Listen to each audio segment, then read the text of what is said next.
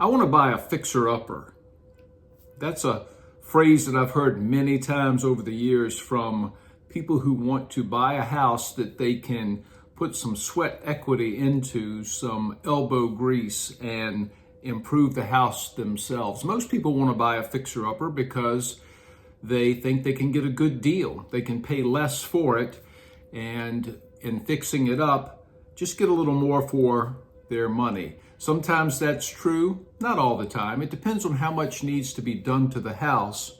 But what I want to talk about today is the varying levels of fixer-uppers. So when someone tells me they want to buy a fixer-upper, I really have to drill down and find out how much are they willing to do to the house. How bad of condition can it be in and them still purchase it?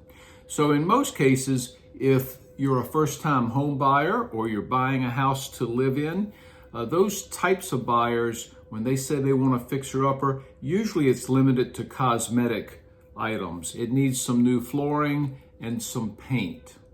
Much beyond that, maybe a bathroom renovation, a simple kitchen renovation. Much beyond that, and a few problems enter the scene. Number one, the type of financing that buyer plans to get oftentimes will not work. The bank will not approve a loan for a fixer-upper that has structural or more significant problems. Cosmetics typically aren't an issue, but if it has a bad roof, most lenders just aren't going to do that loan. Beyond that, most of those buyers, first-time buyers especially, just aren't prepared to handle much more than the simple cosmetic improvements.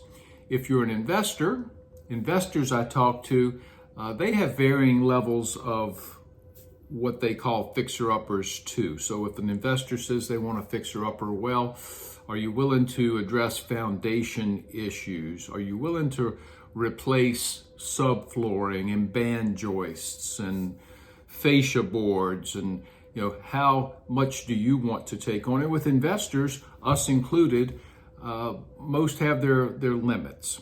Some don't. Some could rebuild a house from top to bottom and be perfectly fine as long as the numbers work.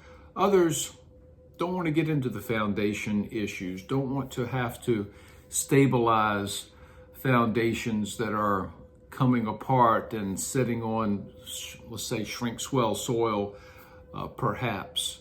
So there are limits. If you're looking for a fixer-upper, make sure you let your realtor know as best you can what you're willing to take on. Your realtor, he or she, should have enough experience to tell you whether or not the house you plan to buy will work within the whole scheme of your financing, your plans, your funds that you have available.